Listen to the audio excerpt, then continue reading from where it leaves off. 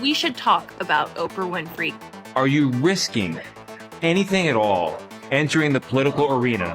Well, because I was trying to calmly leave and not cause a thing. Well, now, December 13th, 2023, People magazine is releasing an exclusive interview with Oprah that says quite the contrary. Were you silent or were you silenced? Live right now.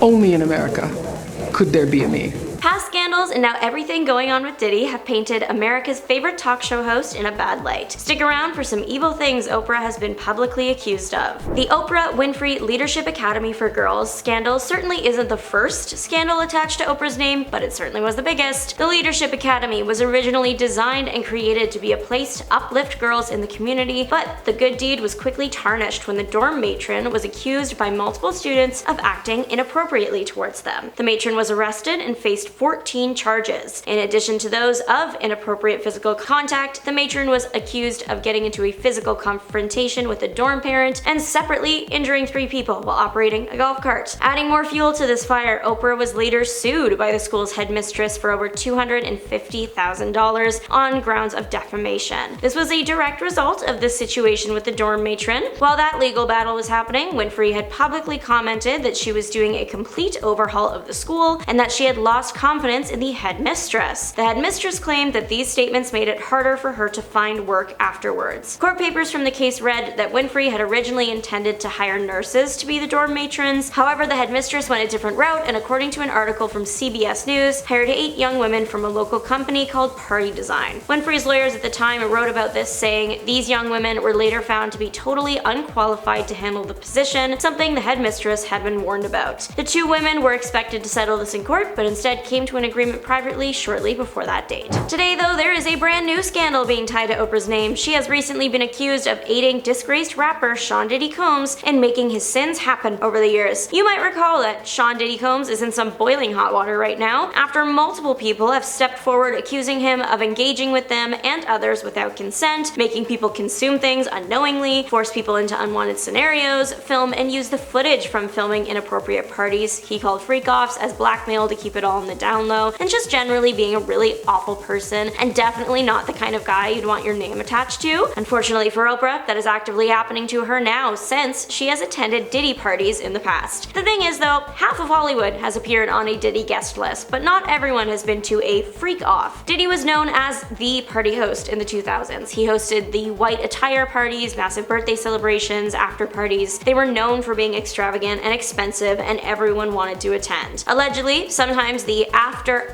party for these events were freak-offs. But many news publications report that by the time a party descended into a freak-off, the big names had already left. However, people aren't just accusing Oprah of attending freak-offs, but also aiding and putting them on. Some sites even saying that she provided the people. Some people even going so far as to claim that Diddy's home was connected to Oprah's via an underground tunnel system, and that's how they did it. As of right now, this is not true. The claim that tunnels were discovered in Diddy's home was proven false. But Oprah's tunnel accusations don't just have to do with Diddy. People have accused Oprah of being part of a larger, multiple parties involved kind of situation that is similar in theme to the Diddy stuff, that directly linked her to some nefarious alleged activity involving forcing younger individuals into bad situations. Surprisingly, one woman claims not only is Oprah involved, but that she has the address to a tunnel entrance. Adria English filed a lawsuit against Diddy claiming she worked for Combs at the Hamptons and Miami parties he threw in the mid to late 2000s. She claimed that the drinks she was given on the job had other things in them that she didn't want. In addition to allegedly being forced to consume things, English claims she was also forced to engage in inappropriate acts she didn't want to do. While initially having legal representation, Adria English and her legal team parted ways. The cited reason is irreconcilable differences. The filing read that they disagreed regarding almost every aspect of the litigation. One of the lawyers claimed that they never lost faith in her case, just in her, and that her case was great. The issue at hand was that English allegedly undermined their work, went behind their backs, doing things incongruent to advancing her case. To which English has allegedly responded with, "I'm the client, you work for me." Another major point of conflict between English and her representation was that they requested that she refrain from speaking to the media. Pretty soon after parting ways, English spoke to independent media, and the interview made its way around TikTok gossip pages. This is when English claimed that there were tunnels under Oprah's home. She also made the bold statement, she sees what's going on because she's a participant. participant. Now, was all of this true? As of right now, again, no credible news sites have been able to find information confirming this. In fact, some websites like Snopes.com have looked into the tunnel rumor and have stated it false. Now, I don't want to say that Adria English is lying, just that the information hasn't been officially confirmed. But Diddy isn't the first time Oprah has found her name tied to some questionable characters. She was famously close to the man who also had a very public falling out with Hollywood after his past transgressions came to light. Name rhymes with Starvey, anyways, you get it. Oprah was seemingly publicly called out by Seal on Instagram for her past relationship to this person. The man posted a picture, the top image showing Oprah kissing the other man on the cheek with the text, "When you have been part of the problem for decades," and then the bottom image showing the man engaging in conversation with Oprah and another woman, this one with the text, "But suddenly they all think you are the solution." Seal added his own caption to the photo, calling out an individual for hearing the rumors, but not doing anything about it, and implying that the person was pretending that they didn't know what was happening. While Seal didn't explicitly name names, there were faces in those pictures, particularly Oprah's, so everyone assumed he was taking a dig at the talk show host. Seal insisted this wasn't the case, it just happened to be Oprah that was the one in the picture with the man. It was more about the man in the picture than the talk show host, and this text was to be taken as a generalization of the entertainment industry rather than a direct attack. And finally, a popular new Netflix show has dug up an old Oprah controversy. Season 2 of Netflix Monsters crime drama anthology was based on the Menendez Brothers case. Already, the show has its own controversies to deal with, but it took some outside parties down with it, including popular TV show host Oprah. She was accused of being dismissive and acting horribly in regards to the whole situation. Back when the actual trial was taking place in the 1990s, Oprah brought on one of the original jurors, Hazel Thornton. She gave Thornton a chance to speak on her experience and clear up some of the false facts that were being reported in the media, like how the jury was deciding between acquitting or charging. Thornton insists this wasn't true, and the jury was always in agreement to charge. The disagreements came down to the severity of that charge. The interview also featured Catherine Cryer, a journalist and state judge in Texas. Cryer and Oprah appeared to agree more than Hazel did. Cryer had made the claim that the defense used psychological manipulation on the jurors by putting nice, articulate, wealthy young men in, and this next part was stressed, in sweaters crying on the stand. There was a really big focus on the fact that the brothers were wearing nice sweaters for some reason. Catherine Cryer further explained her claim, stating that whether the defense is successful in making the jury more sympathetic to the accused by using aesthetics and gentle language, it is a common tactic used. Cryer also brought up tapes that revealed that this tactic was something that the brothers and their representation planned to use. Thornton was not given further opportunity to speak on this. As the show came back from a commercial break though, Oprah and Catherine again spoke on how common it is to see a difference in someone's appearance from the arrest to the court appearance. Oprah segued the conversation back to the Menendez topic and then gave the floor back to Thornton to clarify her stance. She was quick to reestablish that in the first case, the prosecution didn't make its case, and in the second case, they'd had it down. Oprah then went on to share the piece of the story that affected her the most and was the main reason why she didn't believe any of the brothers' tearful testimonies. It was because of the account that when police first arrived at the home, the brothers were out on the lawn crying hysterically. She said,